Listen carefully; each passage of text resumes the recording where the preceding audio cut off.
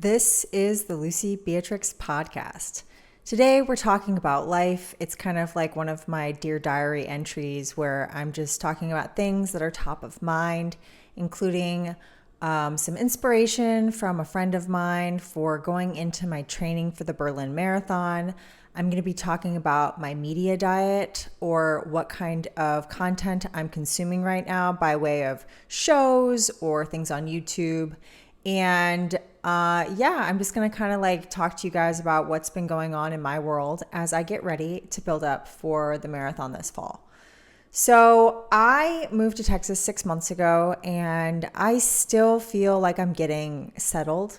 I'm not totally settled in yet, but slowly but surely I feel like I'm getting more and more grounded here.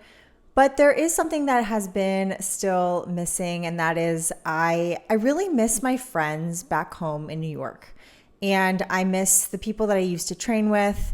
And even though there are such talented, amazing, fast individuals that live here in Austin, it's actually kind of crazy. Like, people are so fast here and they don't even realize how fast they are.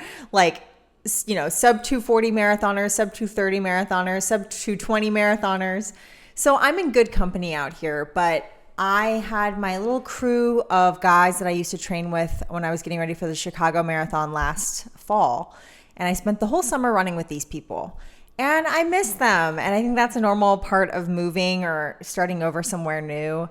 And that said, I was talking to one of those training partners a couple days ago, and his name's Brendan, and we were just talking about running and training and stuff, and he said something to me. I hope he doesn't mind me sharing this, but he said something to me that really fueled the fire to get me excited about going after Berlin this fall. And I think it's because I think the precursor to all of this is that I was feeling like this whole buildup is quite an undertaking, given how hard I worked towards the Chicago Marathon last summer. Wrapping my head around that is so much, where I'm like, man, marathons are no joke and should not be taken lightly. Like, they require so much dedication, so much mental willpower. And sometimes it just helps to have a sounding board or people to share that with, so that you don't feel like you're just getting so caught up in numbers and outcomes, and rather just trying to enjoy the process. So this is what my friend said to me. You're a competitor and want nothing but perfection. It's hard to look at the build for a race and not be filled with doubt. Don't forget, you do it as much for the quiet morning miles and the burning legs and lungs on the track as you do it for the finish lines and PRs. You do it because you want to test yourself every day and prove worthy. But that proof comes with the process, builds day after day, until the result is something that you can live with no matter what, because you put your whole being into it. And that really got to me. That really fueled me, because I got out there the next day and ran 14 miles. And then today I just finished about 9.5. And I was reminded of how the marathon is literally 1%, less than 1% of all the mileage that you put into training. All those days, all those hours that nobody sees except for maybe your training partners or your significant others that see you coming and going for runs. That is it's just so much. And so you really have to be tethered to your why to be able to take on such a huge thing, especially when you have an ambitious time goal like I do. So it's just laying down the bricks. I feel like right now I think it's 15 weeks out until the Berlin Marathon.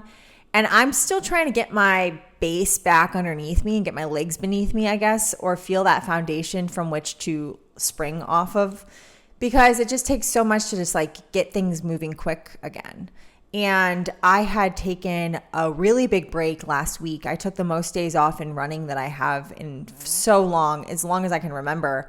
I took 4 days off from running. So I think that was really good, because it kind of gave me a reset, pause to recalibrate and think about what my why is, what kind of work it's going to take. And yeah, but I think that the most important thing here is just having people that surround you that are into your goals and all about it and excited about your goals with you, because then that reminds you that you're not doing it totally alone. I think if we do it totally alone, it becomes soul crushing and you feel like everything's life or death, and it can't be like that, because then it just gets not fun really quickly. So that's my little 2 cents about training and where I am right now with all that stuff, getting ready for Berlin. And I'm kind of on the fence about this idea of registering for CIM, which is a couple months after Berlin, which is something that people traditionally do if you're going for a time goal and you want to have like a backup race just in case. But like, it's weird for me because I almost don't want to give myself that option to like quit before I even start, of thinking like, okay, well, if this isn't my race and I can do another race a couple months later. It's weird. It's like a psychological hiccup. I was talking to my therapist about it, of whether or not I think I should sign up. So that's still like a TBD thing that I've been thinking about. And yeah, other than that, it's just day by day grinding and like taking care of my body outside of the training, and like making sure that I'm really getting the protein. And I'm actually quite excited by how much like I'm fired up by really working on my nutrition and making sure that that's just spot on, and my recovery and my sleep. And I dialed way back down on my caffeine so that my tolerance is back to a normal place, so that I don't rely on caffeine to get out there to train. I can train without it. I can use it for a competitive edge on hard days and races and stuff. So I feel like that's been really positive. But anyway, so training, that's where I am with that. I have been consuming a lot of media. So this is kind of like a little recap of like my media diet, of what kind of stuff I've been listening to, watching, and basically what I've been taking in, because I think that's just as important as the training, is like what am I filling my head with? And I went on a spree with audiobooks where I basically got Audible like a month and a half ago. And I've listened to like 10 memoirs at this point. I've listened to so many, I probably won't be able to recount them all, but I listened to Good for a Girl by Fleshman. I listened to Choosing to Run by Desiree Linden. I listened to Bravey by Alexi Pappas. The Let Your Mind Run by Dina Castor. The Longest Race by Kara Gauscher.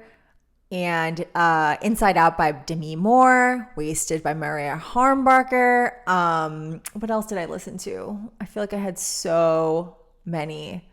I'm Glad My Mom Died by Jeanette McCurdy. So I basically just was like back to back, memoir.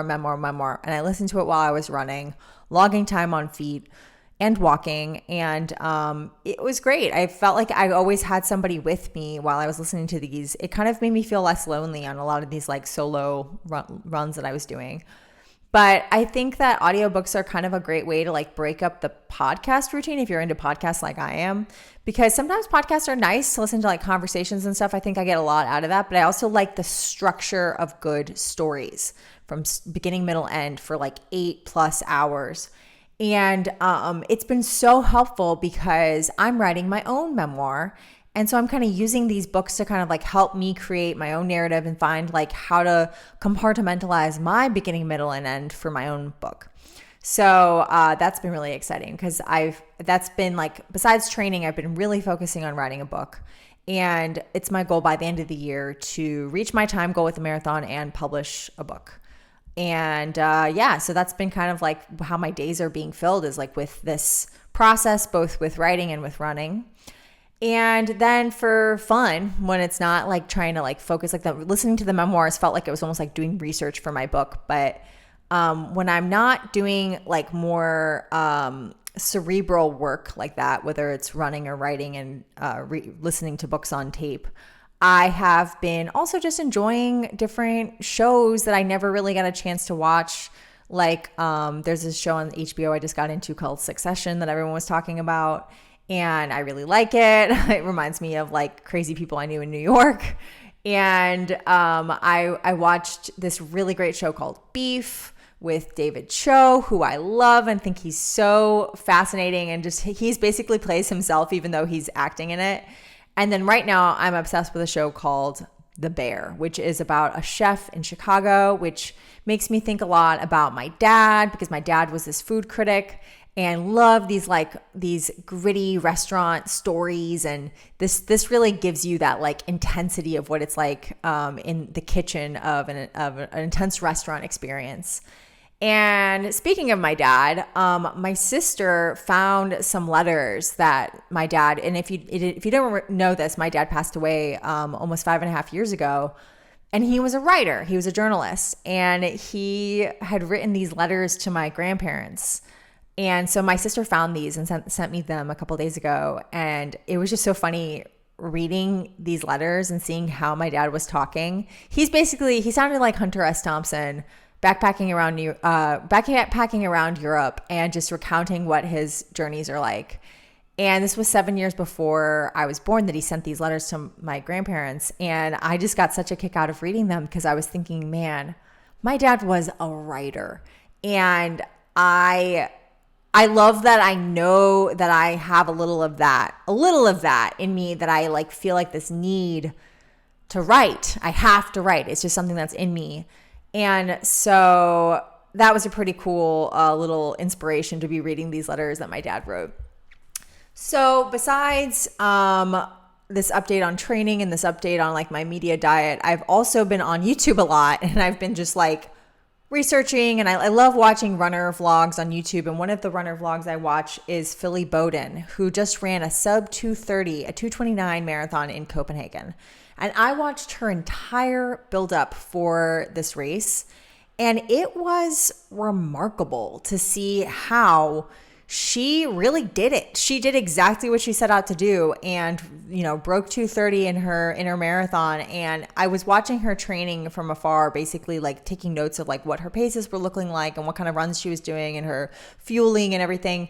And it really sparked a lot of motivation in myself to try to emulate that and think how I can incorporate some of the things that she was doing into my routine.